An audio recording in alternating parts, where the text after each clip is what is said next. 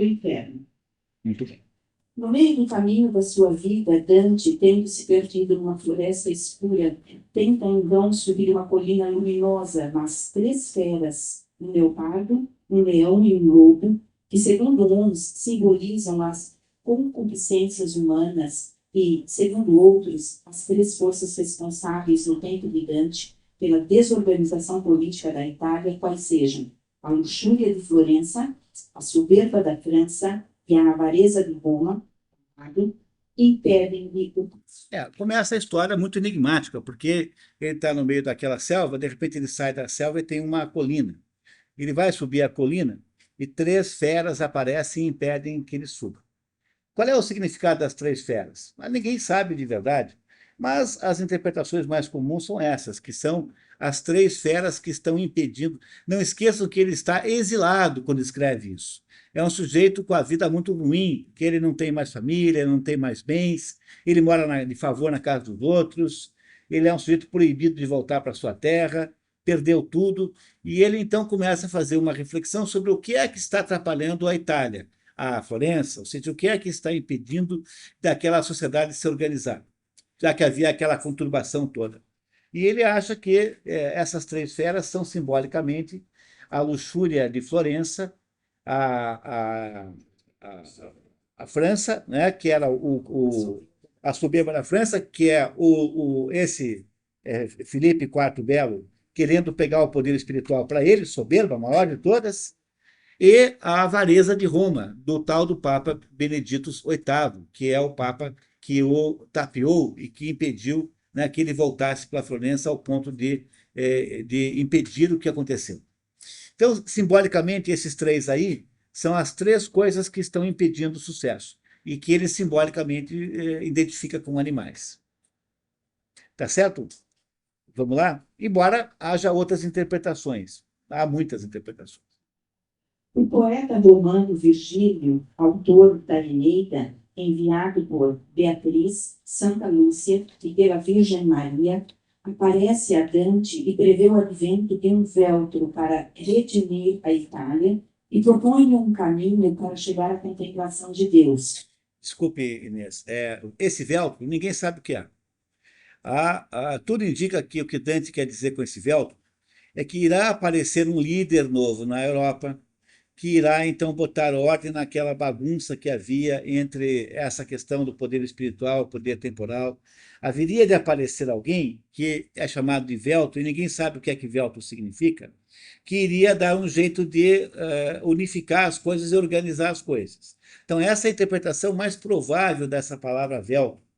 Então, ninguém sabe muito bem o que é, mas é alguma coisa assim que ele imagina que iria encontrar na sua vida de exílio.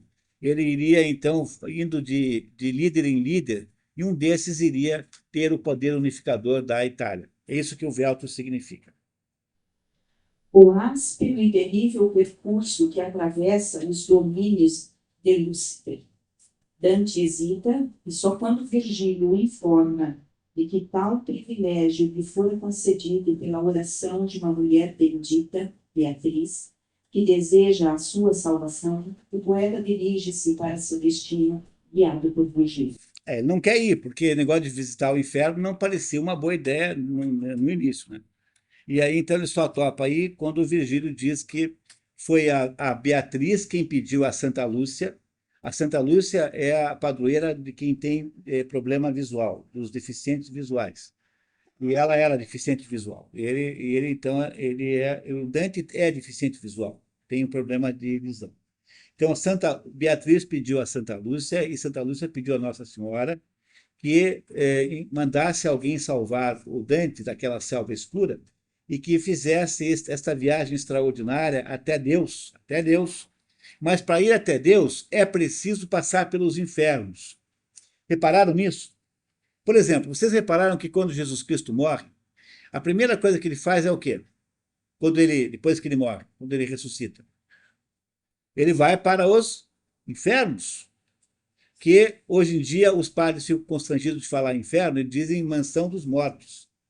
Lembra da mansão dos mortos que você fala no credo? Então, Jesus Cristo também, para poder ir para o céu, teve que passar pelos infernos também. A razão por que isso é assim, depois nós conversamos.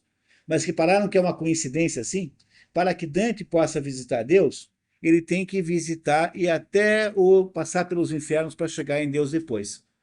Olha, há um estudioso espanhol da Divina Comédia chamado Azim Palacios, um sujeito lá de 1900, que diz que a Divina Comédia, na verdade, é uma espécie de cópia de uma história anterior de um árabe chamado Ibn Arabi. E, de fato, as histórias são muito parecidas. E o interessante é que na história do Ibn Arabi, o Ibn Arabi diz assim: o trono do diabo está entre a terra e Deus. No fundo, não é a mesma ideia? O trono do diabo está entre a terra e Deus. É a mesma coisa que você dizer que para poder chegar a Deus tem que passar pelo diabo antes. Isso significa, basicamente, que o diabo é uma espécie de empecilho, ele é um obstáculo ao homem chegar até Deus, ele fica no meio do caminho atrapalhando. Né? Esse é o sentido. Por isso que todo mundo tem que ir primeiro para o inferno, para depois passar pelo diabo, para poder chegar a Deus. Você não chega a Deus sem passar pelo diabo. Essa é a primeira regra que está implícita nessa história aqui da Divina Comédia. Nós estamos aqui falando do modelo cristão de ver o mundo. Então, se você tinha dúvida sobre o que era cristianismo, você vai sair hoje daqui sem ter nenhum, porque o Dante Alighieri vai nos explicar como é que funciona isso. Você não precisa aderir se você não quer. Eu acho que você devia, mas se você não quer aderir, não tem problema. Mas você não vai mais poder dizer que você não entende o cristianismo como um mecanismo religioso. Né? A essência do cristianismo está aqui dentro da Divina Comédia. Então, o Dante precisa passar pelo diabo para poder chegar a Deus. Não consegue chegar a Deus sem antes passar pelo diabo. Não é isso? Então, vamos continuar. Vamos ver o que acontece em seguida. Atravessado o limiar infernal, um portão com aviso: deixai toda a esperança, vós que entrais. Essa frase ficou famosíssima e é citada o tempo todo. Ou em italiano, né? Lasciate ogni speranza, voi che entrate. Ou em português. É usada, por exemplo, quando você quer dizer para alguém que se meteu numa fria. Por exemplo, o pessoal, os veteranos dizem isso para os calouros, quando os calouros entram na faculdade. Deixai toda a esperança, vós que entrais. É a frase mais famosa do livro. Nenhuma outra frase do livro é tão famosa como essa, que é o que estaria escrito na porta do inferno. Se você entrou aqui, pode perder a esperança porque você não sai mais daqui. Entendeu? É uma espécie de hipoteca, assim, é igual a fazer plano de capitalização daqueles que tinha antigamente. Tá? Continuamos, então, vamos lá. Dante encontra no vestíbulo os covardes, os que viveram sem infâmia e sem louvor, juntamente com os anjos que, quando da revolta de Lúcifer, não souberam de que lado se colocar. Antes de entrar no inferno propriamente dito, no vestíbulo do inferno, existe um conjunto de pessoas, sobretudo os anjos, que quando houve a briga entre Lúcifer e Deus, ficaram assim: não quero tomar partido, deixa eles brigarem. Quer dizer, esses anjos, e mais os covardes em geral, que não fizeram coisas erradas, mas também não fizeram coisas boas, ficam no vestíbulo do inferno. Quer dizer, antes de entrar no inferno, estão todos eles ali, né, esperando, pagando os seus pecados. Não estão na pior parte do inferno, mas também não estão muito bem de vida. Reparem como a vida deles não é boa. Tá? Estes que quiseram impedir a batalha estão agora condenados a perseguir sem descanso uma bandeira oscilante em grupos por vespas e zangãs. Entre os ali condenados, Dante vê o Papa Celestino V, cuja abdicação ensejou o papado de Bonifácio VIII, tido por Dante como mandante de seu exílio. Pois é, então aqui já começa a primeira injustiça, porque o Dante aproveitou para botar todos os inimigos no inferno nas situações mais piores que ele pôde. Não é isso, né? Mas é assim, quer dizer, esses que são os de cima do muro, tem que ficar correndo atrás de uma bandeira que fica o tempo todo se mexendo, eles ficam, né, mudando de direção conforme o vento e sendo picados por moscas e mutucas em geral, pernilongos e zangões, etc. E esses aí, entre eles aí, o Dante coloca o coitado do Papa Celestino V, que o Papa Celestino é santo, é São Celestino, ele não é, o Papa Celestino é santo, porque esse Papa aí, vou contar para vocês a história, era um coitado, um velhinho, que era um monge que ficava lá rezando no mosteiro o dia inteiro. E não sabiam quem botar de papa. Aí resolveram ver se botavam. O papa tinha morrido, tinha sido assassinado tinha sido mandado matar adivinhe por quem? Pelo Filipe IV Belo, né? E queriam botar alguém no lugar. Aí o Celestino foi buscado lá no convento. O Papa, coitado, não queria vir. Aí puseram aquele monge que sabia só rezar para dirigir Roma, aquela sacanagem, aquele troço cheio de política. E esse Papa não aguentou 3 meses, ele desistiu, abdicou. Como ele abdicou, puseram no lugar o Bonifácio VIII. E o Bonifácio VIII é aquele Papa que segura Dante em Roma, preparando então aquela traição, não é isso? Então, o Dante vê esse Papa Bonifácio VIII como sendo o maior monstro do mundo. Mas esse Papa Bonifácio VIII tinha muitos méritos. Ele estava contra o Filipe IV, ele lutou contra o Filipe IV, então ele tinha muitos méritos. E ele acaba sendo morto a pancadas pelo Filipe de Nogaret, que era um parente lá do Filipe IV Belo, o Guilherme de Nogaret, que vai lá e o mata, mata mesmo, assim, a pancadas.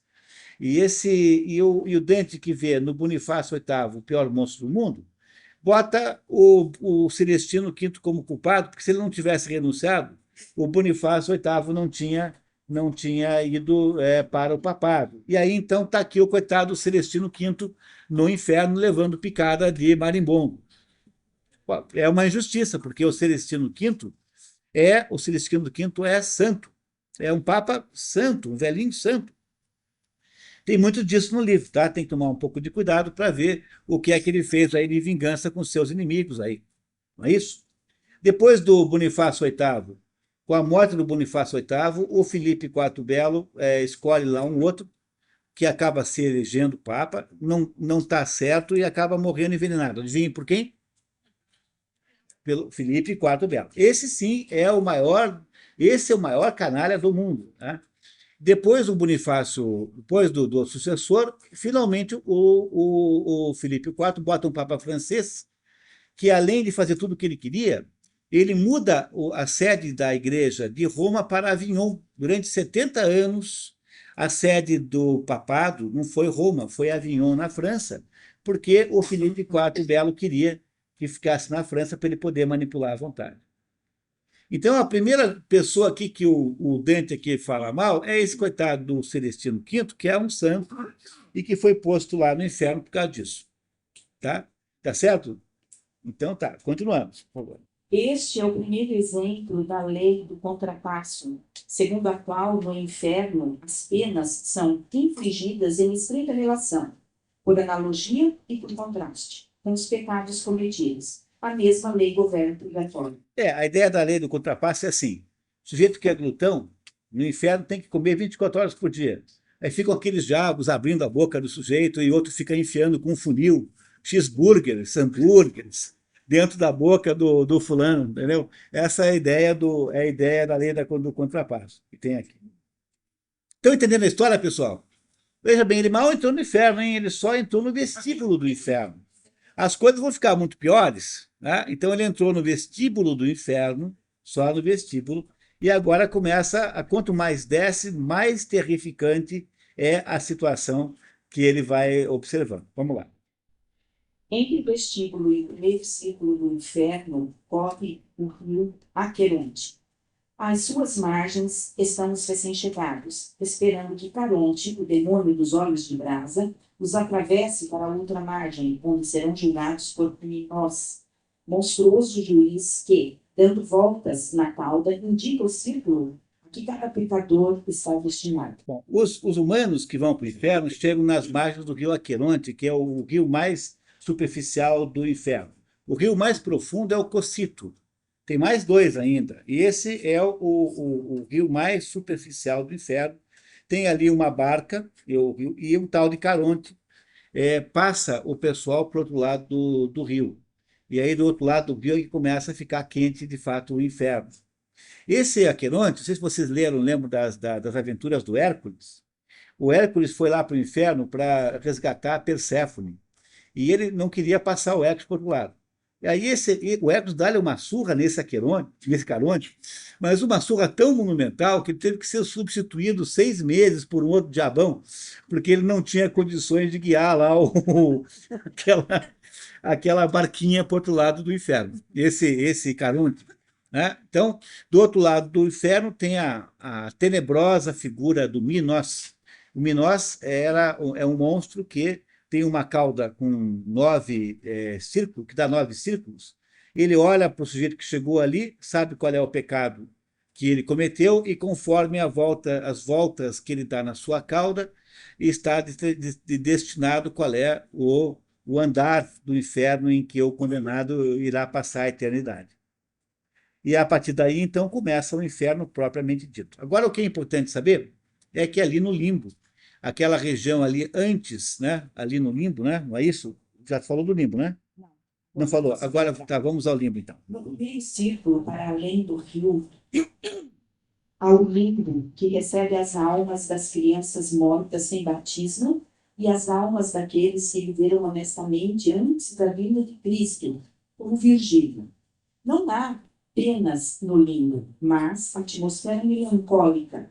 Dante encontra aí os grandes pensadores e escritores da antiguidade, Homero, Aristóteles, Horácio, Ovídio, Lucano e outros. Quem é que mora no limbo? O próprio Virgílio mora no limbo. Porque no limbo estão as crianças que morrem sem batismo, apesar de que a Igreja Católica acabou de caçar esse negócio. Recentemente, a Igreja fez uma declaração dizendo que isso não é assim, mas também não tem importância, estamos falando aqui de imagens simbólicas, não é? E moram todos aqueles que foram bons antes da vinda de Jesus Cristo. Porque você não pode ir para o céu se você não conheceu Jesus Cristo, por razões do modelo aqui cristão. Né? É claro que isso não é bem assim na prática, mas o que acontece aqui é que todas aquelas boas pessoas do mundo antigo ficam lá no limbo, que é um lugar agradabilíssimo, tem aquelas árvores, e só tem aquele tom de tristeza, aquela tristeza de não ver Deus. E ali estão todos os grandes gênios da antiguidade, e o Virgílio mora lá. Quando o Virgílio foi procurar o Dante na selva escura, ele atravessou o rio, né, saiu pelo portal do inferno e foi ali, logo em seguida, para o lugar onde estava o Dante, na selva escura, para resgatá-lo. Então, o Virgílio, na verdade, estava perto quando foi chamado por Beatriz para resgatar Dante da selva escura. Então, no limbo, já é do outro lado do rio, mas no limbo não há punições, não há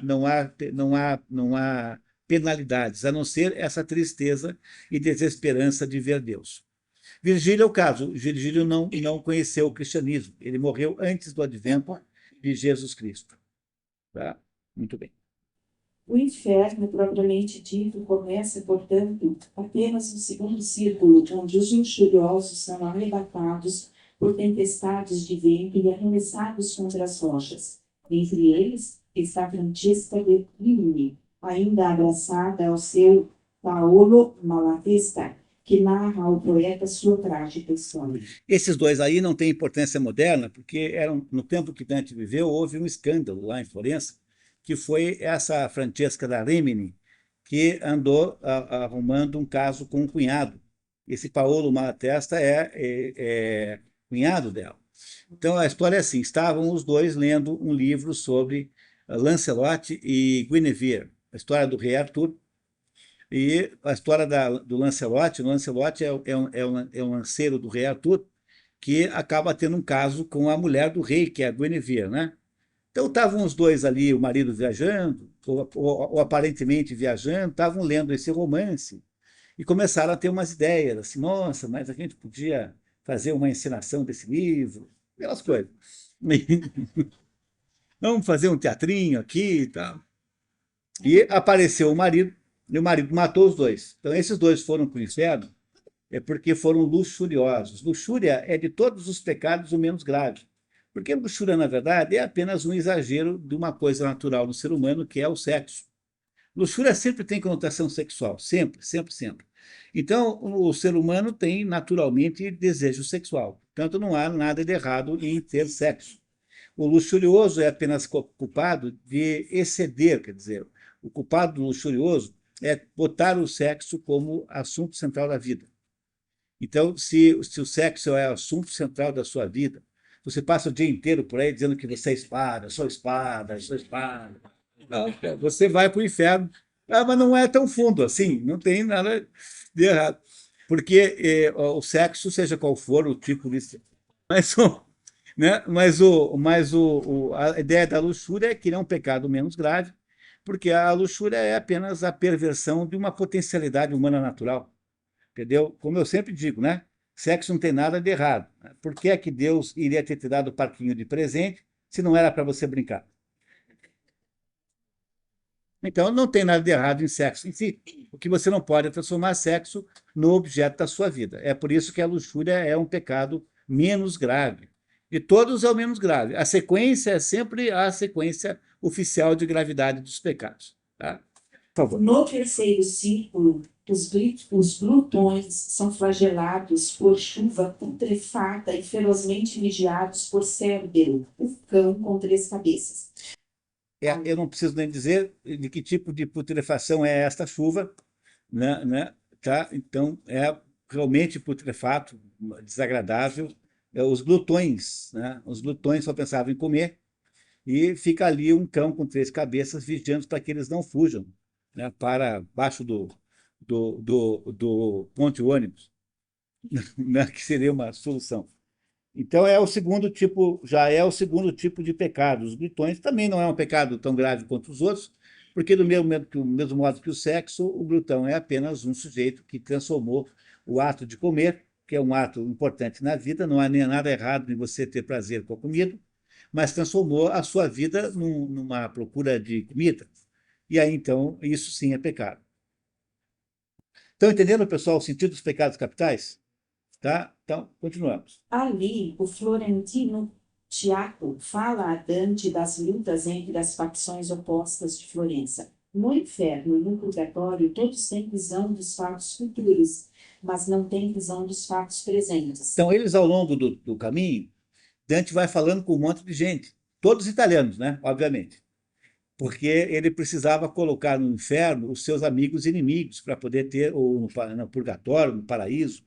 E ele, então, vai falando com aqueles italianos que ele vai encontrando, e todos os italianos fazem profecia sobre o futuro. Todos os condenados profetizam o futuro, mas eles não sabem nada do presente. Então, eles trocam informações sobre o futuro por informações sobre o presente. Como é que está o meu filho lá? E o Dante fala, seu filho fez isso, fez aquilo, vai bem, passou no vestibular, tal, aquelas coisas. Tá? E todas as profecias que são feitas para Dante são profecias terríveis, de que ele vai passar o resto da vida exilado. Na verdade, ele está escrevendo a obra e já está sabendo que é isso mesmo, né? Quer dizer, ele já está passando por essa experiência. Mas ele põe esta profecia na boca dos condenados que ele vai encontrando pelo caminho. Tá? Tudo bem, continuando. Por essa razão, pedem a Dante notícias dos seus e retribuem com profecias. No quarto círculo, desfilam os avarentos e os pródigos, que empurram pedras enormes e se xingam. No quinto círculo, os iracundos esmurram-se raivosamente na lama ardente do pantanoso rio Estige, enquanto, completamente submersos, os rancorosos lamentam. Então, veja, os iracundos são os bravos, né? Aqueles que têm ira. A ira é um pecado capital já começando a ficar grave. Eles brigam uns com os outros, né? Os iracundos brigam com o outro. E dentro das águas pantanosas ferventes do rio Estige, que é o segundo rio do inferno. Primeiro o Aqueronte, depois vem o Estige, daí tem um terceiro que vocês não conhecem ainda, e lá no fundo o Cossito. São 4 rios do inferno. E aqui diz, né, os rancorosos, aqueles que guardam rancor, ficam dentro da água que fica quente e fervendo, se lamentando lá e reclamando, né, com raiva, porque eu vou fazer isso, porque eu vou fazer aquilo. Você só vê aquelas bolinhas todas assim, saindo do rio. E esse é o castigo para os rancorosos, que são um tipo de irados. O rancoroso é um tipo de irado, não é isso? Um tipo de ira, né? O rancor é um tipo de ira. Para atravessarem o pântano, Dante e Virgílio navegam na barca do demônio Flégias, que os deixa na margem em frente da porta da cidade de Dite, outro nome para Lúcifer. Dite e Lúcifer é a mesma coisa. Então, finalmente, ao passar o Estige, eles chegam na entrada do inferno profundo. Até agora, o inferno que vocês conhecem aí é o inferno superior, que é um inferno meio bacana, assim, para. Aí o inferno realmente chato vai acontecer agora, depois que eles entrarem na cidade de Dite, que é onde fica o inferno profundo. Muros de fogo encerram a parte mais baixa e mais terrível do inferno, aquela onde mais graves são as culpas e mais terríveis as penas, às vezes inspiradas por mordazes ironias.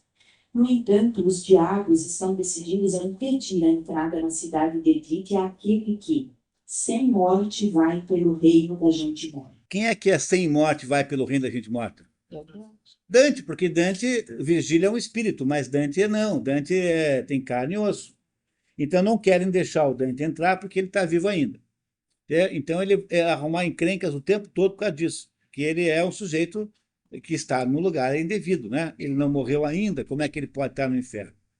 Tá certo? É isso? Então tá, continuando. Trancam todas as portas, enquanto as três fúrias, Alecto, Tisífone e Megera, aparecem por sobre as ruínas e, junto com elas, a Górgona Medusa, que tenta petrificar Dante, salvo pela intervenção imediata de Virgílio. Górgona é um tipo de ser demoníaco, entre eles a Medusa, o mais conhecido, que tem os cabelos cheios de serpentes, e você olhar para ela fica petrificado.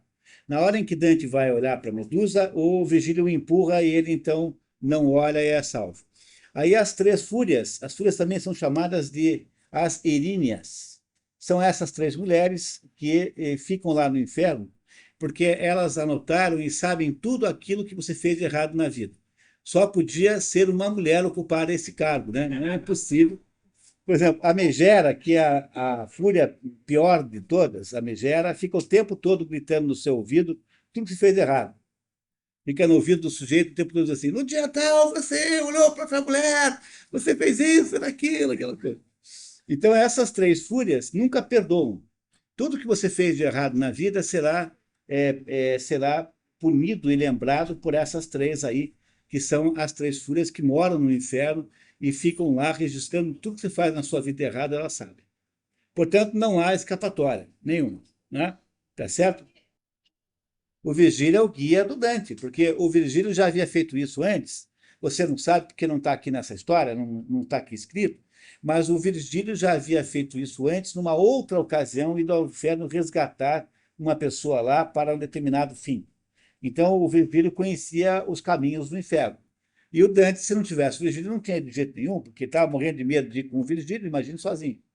Chega a tempo um anjo que, com o toque de uma vara, abre as portas do reino de Dite, repreendendo asperamente os diabos. Recomeça a viagem, e Dante vê, no sexto círculo infernal, em sepulcros de fogo, os heréticos, entre os quais Farinata, gibelino responsável pela derrota dos guelfos em Montalbert. Veja, então ele está aqui referindo-se, né, àquelas encrencas entre gibelinos e guelfos brancos, guelfos pretos. Então ele vai misturando o tempo todo essas questões políticas da época, como nesse caso que o Farinata era um sujeito importante lá. Este faz profecias sinistras sobre o futuro de Dante na Terra. Já no sétimo círculo, os violentos contra o próximo, os tiranos, homicidas e salteadores, estão imersos no sangue fervente do Flegetonte e são alvejados pelas flechas dos centauros, assim que ousam erguer um pouco a cabeça. E aí vocês têm a ideia do terceiro rio do inferno, que é o Flegetonte. Flegetonte em grego significa água fervente, que seria alguns, de acordo com alguns, de um rio de sangue fervendo e outros não, acha que é água. Mas o Flegetonte é o terceiro rio do inferno. O primeiro é o Aqueronte, aquele do Caronte. O segundo é o Pântano Estige. O terceiro é o Flegetonte e o quarto é o Cocyto. Quanto mais para baixo, mais frio é. O que vai contra a nossa impressão geral de que o centro da Terra é mais quente do que a superfície. E isso não pode ser assim para a concepção de mundo de Dante e da sua época, porque a ideia do frio é a impossibilidade de ação. Então, se alguém que está no inferno, no mais puro, no mais profundo limite do inferno, o que significa estar no inferno no limite mais baixo? é ser incapaz de qualquer espécie de ação. Portanto, o centro da Terra, naquela época, achava-se, tinha que ser gelado obrigatoriamente e não pode ser quente. Agora, hoje em dia acha-se o contrário. O problema desse assunto é que ele é mero achismo, porque o buraco mais fundo que já cavaram tem 25 quilômetros. Quer dizer, ninguém tem a menor ideia do que acontece no centro da Terra. Embora hoje a teoria predominante seja de que ele seja quente, mas para a época de Dante, o centro da Terra tem de ser obrigatoriamente gelado, porque o gelo é a demonstração da impossibilidade do movimento, ou seja, da possibilidade humana. A impossibilidade de ação é a morte humana. E é por essa razão que o último rio é gelado e não é quente. Os violentos contra si mesmos, isto é, os suicidas como Pierre Bellevigne, foram transformados em árvores nodosas cujos galhos são picados dolorosamente por harpias monstruosas. Harpias monstruosas. Os esbanjadores são perseguidos e devorados por cadelas ferozes. Os violentos contra Deus e os violentos contra a natureza são submetidos à implacável chuva de fogo. Contudo, enquanto os violentos contra a natureza, isto é, os sodomitas, como Brunetto Latini, professor de Dante, caminham, aliviando assim o seu tormento, os violentos contra Deus, isto é, os blasfemos, devem permanecer deitados sob o flagelo da chuva divina. O sentido aqui de sodomita é homossexualismo masculino. Esse é o sentido implícito nessa expressão. Esse Brunetto Latino foi o principal professor de Dante, era um intelectual de muita importância no tempo de Dante. Ele escreveu um livro chamado Tresoretto, que é uma espécie de enciclopédia que tinha enorme valor. E o Dante, no entanto, o coloca no inferno, o que é muito interessante, né? Porque não sei se ele não devia alguma coisa ao Brunetto, que talvez o tivesse impedido de eternizar a imagem do professor como homossexual, que é o que ele faz aqui, né? Na história, né? Porque ele faz isso, não se sabe, mas ele de fato fez. Bom, continuamos. Também os usurários são submetidos a ela, mas sentados e movendo nervosamente as mãos sobre a cabeça para se defender. A chuva de fogo, né? Então os usurários ficam assim, não podem se mexer, esses estão condenados à imobilidade no chão, não podem se movimentar.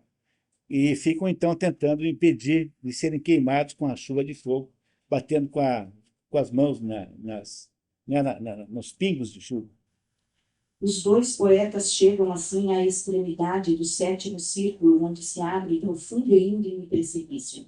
Para o superar, Dante deve subir com Virgílio na garupa de Gébion, um monstro alado com cauda afiada que, em lentíssimo voo circular, desce com os dois ao fundo do abismo até o círculo seguinte.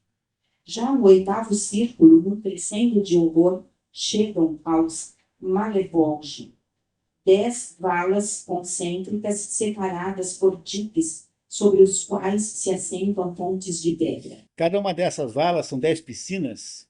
Malebolge são as piscinas más, né?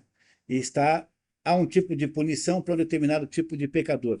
E essas Malebolge é como se fosse no oitavo círculo, ele fosse dividido em 10 outras 10 seções, e elas são unidas por pontes para que você possa passar de um para o outro. Então, aí ele vai descrever o que acontece nas Malebolge.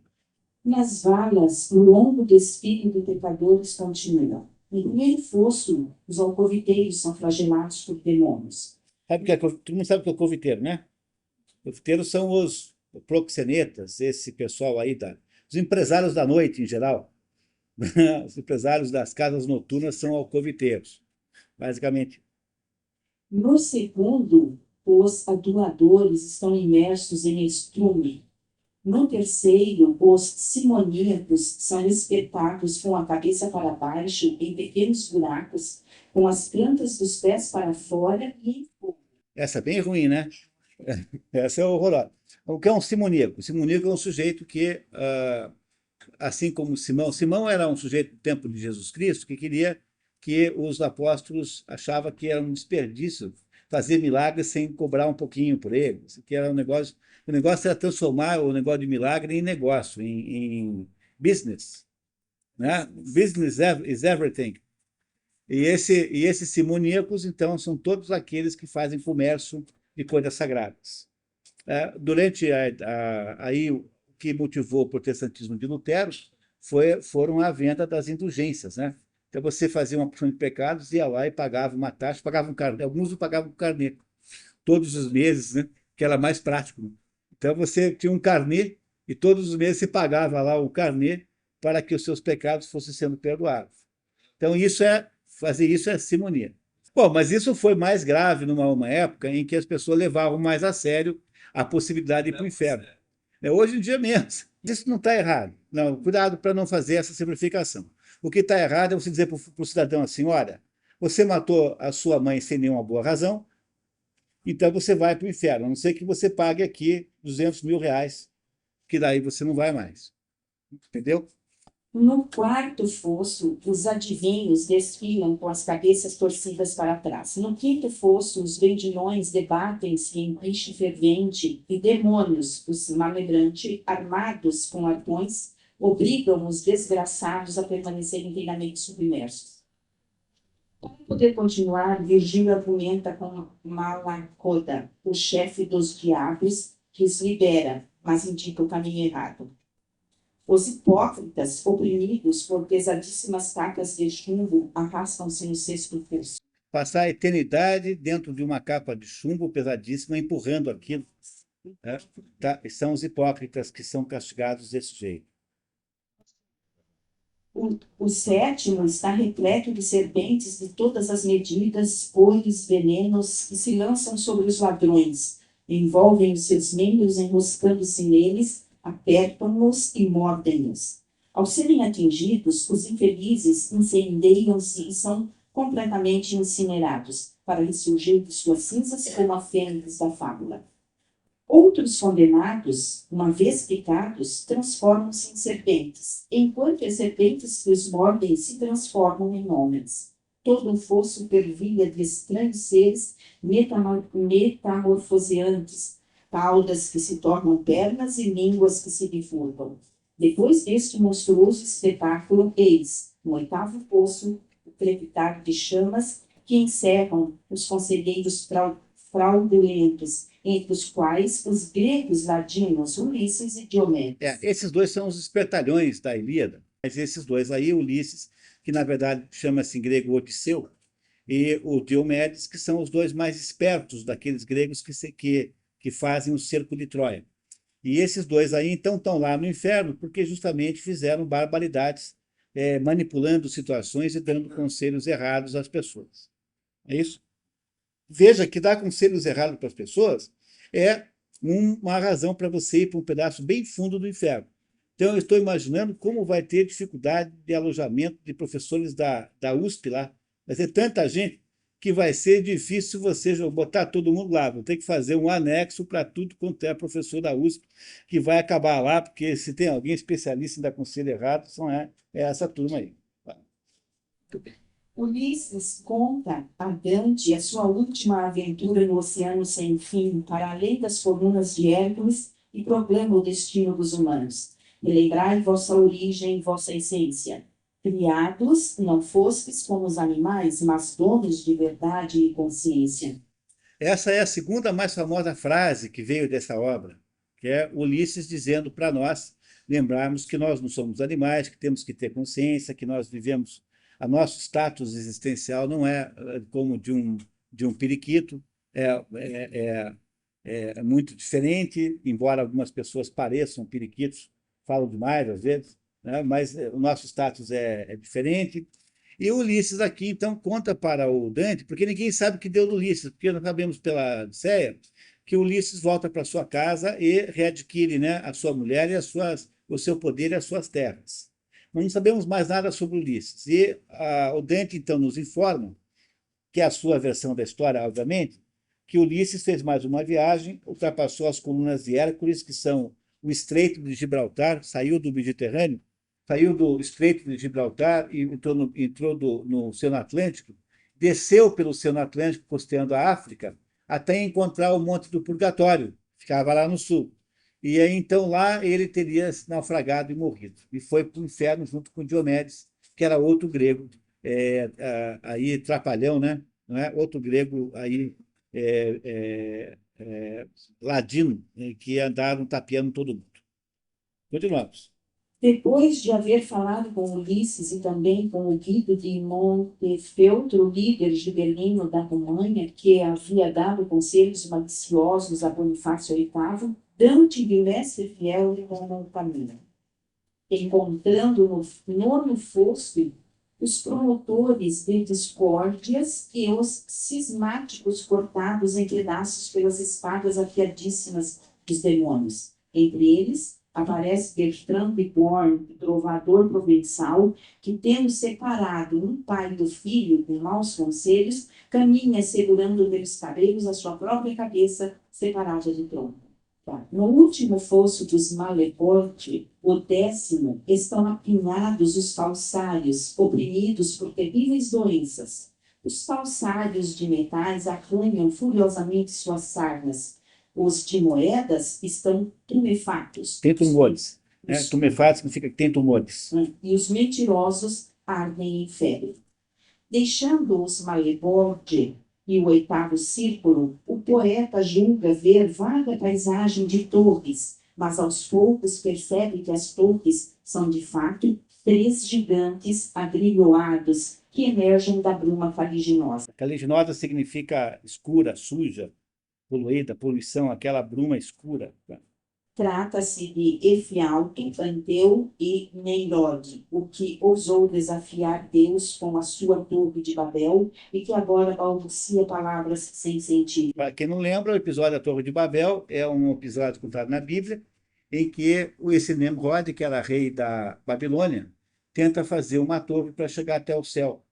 E ele, então, pela essa ousadia de querer, né, chegar a Deus pelos seus próprios meios, porque ele é soberbo, né?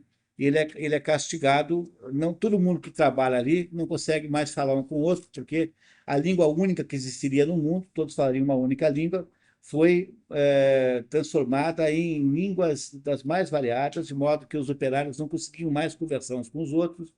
E o Nimrod, especialmente, fica aqui no inferno, balbuciando uma língua que ninguém entende, para castigá-lo pela sua ousadia. É claro que, se você for pensar um pouquinho, todas as línguas devem ter sido uma só um dia, porque o processo é assim, né? As línguas latinas vêm do latim, as línguas como o latim vêm do sânscrito, do indo-europeu, e assim por diante. É natural que você possa supor que a humanidade possa ter tido uma língua só no início, e que foi se distribuindo depois em diversas variações. Mas vamos lá. Cabe ao gigante Anteu o encargo de fazer descer Dante e Virgílio ao 10º círculo, o derradeiro precipício. Segura-os, inclina-se e os coloca no mais profundo círculo infernal. Nesse último círculo não há fogo, nem demônios, nem gritos de condenados. O fundo do inferno é gélido, um imenso bloco de gelo feito a partir das águas congelantes do rio Portito. Prisioneiros aí, com a cabeça imersa da estrutura gelada, estão os traidores, com os olhos imobilizados pelas lágrimas congeladas, separados em 4 grupos. Os traidores de parentes, Paína, da pátria, Antenora, de hóspedes, Ptolomeia, e dos benfeitores, Judeca. Cada pedaço desse representa um tipo de traição. Então, por que o traidores dos parentes é Caína? Por causa de Caim. Caína é em homenagem a Caim. Por que o da pátria é Antenor? Porque Antenor teria sido o troiano que traiu Troia e ajudou lá para o plano do cavalo de Troia. Então, Antenor é o pedaço do inferno, então os traidores da pátria. O Ptolomeia, Ptolomeu é a família que dirigia Alexandria, né, que o Alexandre Magno colocou lá. A Cleópatra é Ptolomeia. Ela é grega, ela não é egípcia. E esse Ptolomeu convidou lá umas visitas para ir na casa dele e matou todo mundo. Então, traidor dos hóspedes. E, por último, né, Judas, que é traidor do seu benfeitor, né, de Jesus Cristo. Então, cada um desses pedaços do inferno é para um tipo de traidor. Estão lá pagando a sua pena. Em meio a esta imobilidade alucinante, o conde Ugolino raivosamente rói o crânio do arcebispo Ruggieri, que em vida o traiu e o condenou à morte por inanição, junto com os filhos e netos, emparedando-os na torre de Gualandi, em Pisa. Esse é um episódio lá da história da época de Dante, que não tem importância nenhuma histórica, mas foi um escândalo, porque esse Ruggieri, esse arcebispo, traiu lá o conde Ugolino e conseguiu uma manobra lá que fez com que ele fosse preso numa torre em Pisa, ele, o filho e os netos, e deixados lá para morrer de fome. E teria, então, a narração, né, teria previsto que eles teriam os que iam sobrando iam comendo o cadáver dos que iam morrendo. Então, para vingar, né, para no inferno reproduzir isso, então o conde Ugolino fica roendo o crânio do Ruggieri, que está, obviamente, vivo ali, né, para compensar, né, para retribuir o canibalismo que ele teve que fazer com seus próprios filhos. Lá em Pisa, se você for a Pisa, eles vão te cobrar lá não sei quantas vezes para você visitar lá o calabouço onde o conde Ugolino ficou preso. Isso foi fato histórico. E o Dante botou aqui porque era um fato que o impressionava naquela época, né? Tinha importância. Com a visão de Lúcifer, o anjo rebelde, reduzido agora a monstro com 3 bocas, cada uma mastigando um dos 3 maiores traidores, Judas, traidor de Cristo, e Brutus e Cássius, traidores de César e, portanto, do Império, cai o pano sobre a tragédia da humanidade condenada. Agarrando-se aos pelos do corpo de Lúcifer, Dante e Virgílio descem mares, até chegarem ao centro da terra, de onde um estreito caminho subterrâneo que corre, margeando um arroio, levá-los a rever as estrelas, na outra parte do mundo, onde chegam no dia de Páscoa. A viagem através do inferno durou 3 dias. Íamos, eu atrás, ele adiante, quando, por uma fresta, as coisas belas nos sorriam do espaço deslumbrante, e ao brilho caminhamos das estrelas. E essa é o finalzinho da primeira parte, quando então eles finalmente emergem da terra, né, das profundezas, para ver novamente o céu. Chegam de noite, tem as estrelas. E essa, então, é a narrativa da passagem do Dante, conduzido pelo Virgílio, pelo inferno.